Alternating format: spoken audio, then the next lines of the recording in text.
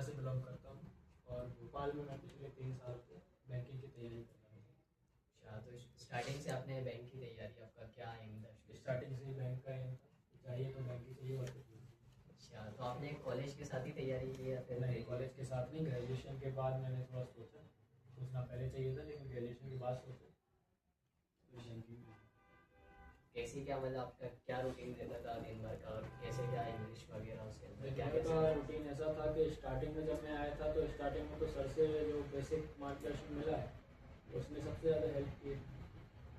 फिर धीरे धीरे मैं टेस्ट पे शिफ्ट हुआ, क्योंकि बैंकिंग में मॉक टेस्ट का बहुत बड़ा रोल होता है। जब आपके बेसिक क्लियर हो जाए तो आप मॉक टेस्ट देते रहिए, आपकी स्पीड बढ़ेगी।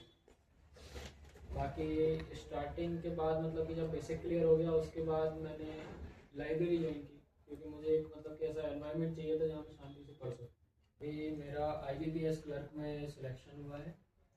ये 2025 वाला। अच्छा, और इस बार ये मेरा IBPS क्लर्क का पहला मेंस था।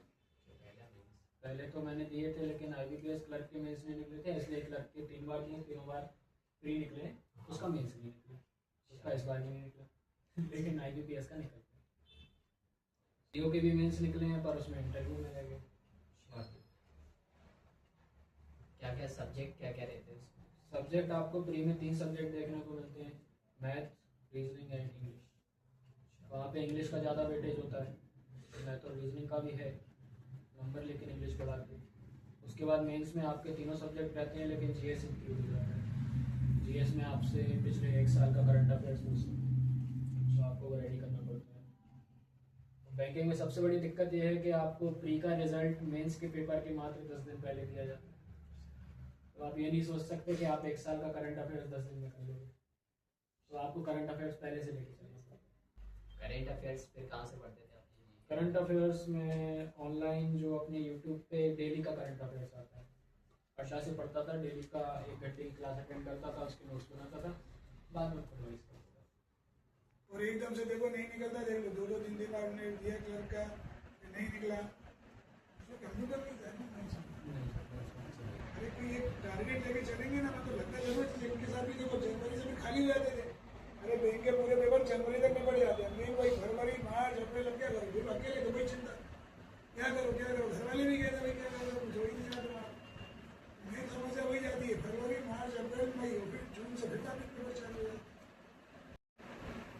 सेट देखो कितना गया भैया, मैं भी कितना गया हूँ सेट, कल भी मैंने कह के भेजा था तुम लोग को यार भैया, कुछ भी करके भाई डेली 40-40 50-50 क्वेश्चन बना लो, मैं सेट 40-40 क्वेश्चन भैया रीजनिंग में कितने मिनट में 20-22 मिनट। जब अपन 20-22 मिनट लेंगे तब तो अपन सोचेंगे ना क्या करना है, कैसे करना है, याद करेंगे चीज़ों को। दिमाग क्या लोड नहीं लेगा, दिमाग में लोड रहेगा तो चीज़ें क्या रहेंगी अपन को याद रखेगा। इसलिए मैं कितनी बार एग्जाम्पल देता हूँ कि कोई भी व्यक्ति ऐसा नहीं होता कि किसी को उधार देके भूल जाए ना, कभी बंदे बाकी से भूल जाता पढ़ा लिखा होने उधार दिया हुआ कभी किसी को नहीं भूलता। और ऐसे एक दूसरा जो अपन अपमान करते हैं किसी का, वो भी कभी नहीं भूलता। तो कितना ही समय हो जाए उसको याद रहता है कि इसने मेरे को ऐसा कहा था, इसने मेरे को ऐसा। कई बार अपन मेन से पहुंचे, फिर अपन रह गए, फिर अपन ने मेन दिया, फिर अपन रह गए। उस समय क्या होता है, वापिस से अपने आप को जोड़ के इकट्ठा करना होता है, और जो इकट्ठा कर लेता है अगली बार सफल हो जाता है।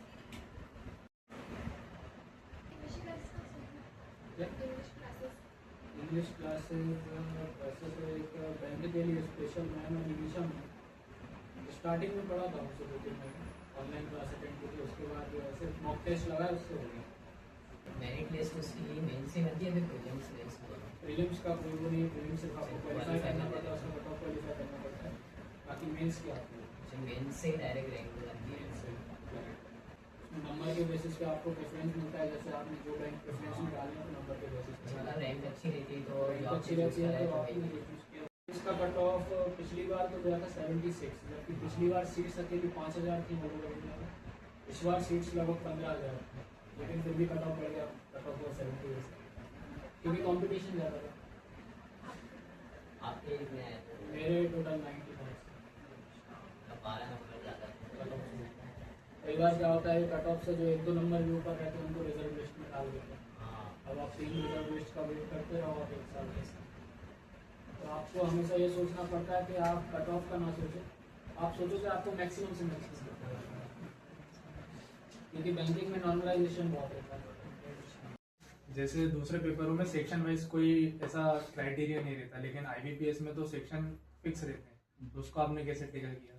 सेक्शन वाइज का ये है कि आपको 3 सेक्शन मिलते हैं, इंग्लिश, रीजनिंग, मैथ, जिसमें आपको 20-20 मिनट का टाइम मिलता है।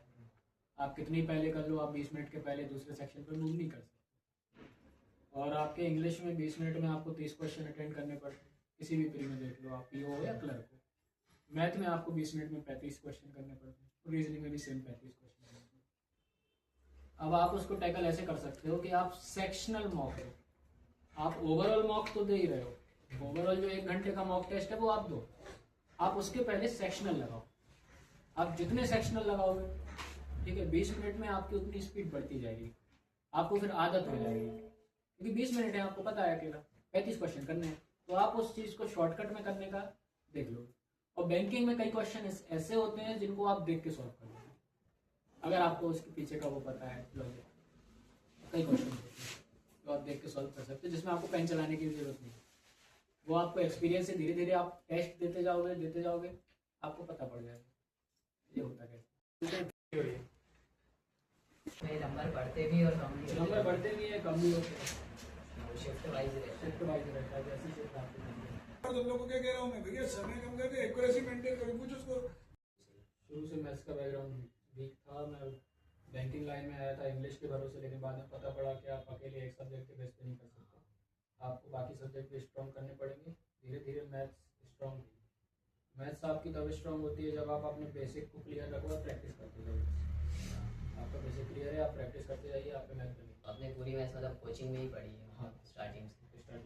स्टार्टिंग से सर का मार्गदर्शन मिला है, स्टार्टिंग से सर से बातचीत हुई रही, जब से आया, जब से जहाँ भी फंसता था तो मैं सर से पूछता। ऐसा होता है ना कई बार, जैसे कि मॉक टेस्ट में जैसे अपने नंबर एक ही स्कोर पे अटक जाते हैं, जैसे कि दोस्तों से काफ़ी कम नंबर आने लग जाते हैं, तो फिर उसमें फिर निराश होने लगती है। ऐसा बहुत बार होता है, लेकिन आपको ये है कि जब आपके साथ ऐसा बार बार हो रहा हो ना, तो आपको उसको एनालाइज करना पड़ता है, ऐसा हो क्यों रहा है, आप गलती कहाँ कर रहे हो।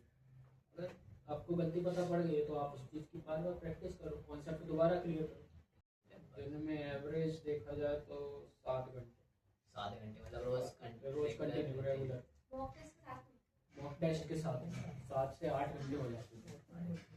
आप 3 घंटे का मॉक टेस्ट मान लो, बाकी 4 घंटे की आप वो मान लो। स्टार्टिंग में ज़्यादा था, स्टार्टिंग में 10-11 घंटे थे लगभग, लेकिन इस साल मतलब 2 साल जब हो गए कंप्लीट, उसके बाद समझ में आ गया कि प्री क्लियर होने लगे हैं। 1 साल की तैयारी के बाद मेरे सारे प्री क्लियर हो गए। बैंक में 1 साल में 6 एग्ज़ाम निकलते हैं, 3 जिनमें से पीओ के होते हैं, 3 क्लर्क के होते हैं। तो 1 साल की तैयारी के बाद मेरे सारे प्री के एग्जाम्स क्लियर होने लगे, पीओ हो या क्लर्क। लेकिन हर बार मैं अटका हूँ, 2 साल से मैं मेंस में ही अटका हूँ। फिर मेंस का समझ में आया धीरे धीरे कि मेंस का खेल क्या है। कहाँ से आते थे आप, कितने दूर से आते थे मतलब कोचिंग? मैं कोचिंग से लगभग 10 किलोमीटर में आता था, शाहपुरा से, औरा मॉल से लगभग 10 किलोमीटर। स्टार्टिंग में तो बस में सफ़र किया है। सोशल मीडिया से दूरी तो ऐसी बनानी पड़ती है कि आपको ये नहीं लगता कि बाहर चल क्या रहा है, जो चल रहा है चलने दो, अपन अपनी पढ़ाई में रहो। सोशल मीडिया क्या है, एक बहुत बड़ा डिस्ट्रैक्शन बन जाता है उस चीज़ में। आपके आसपास का एनवायरनमेंट कैसा है, आपके आसपास के लोग कैसे हैं, ये भी बहुत मायने रखता है। आप खराब चीज़ के साथ रहोगे तो आप भी बैलेंस रखना पड़ता है, आपको दिमाग में रखना पड़ता है कि मैंने ये चीज़ शुरू की तो क्यों की, ताकि आप बीच में भटको ना। सबका क्या रिएक्शन? सबका रिएक्शन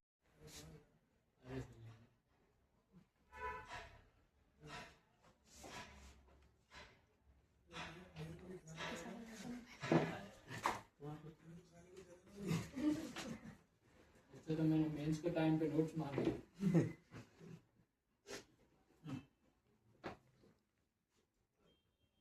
अरे पूरा लो,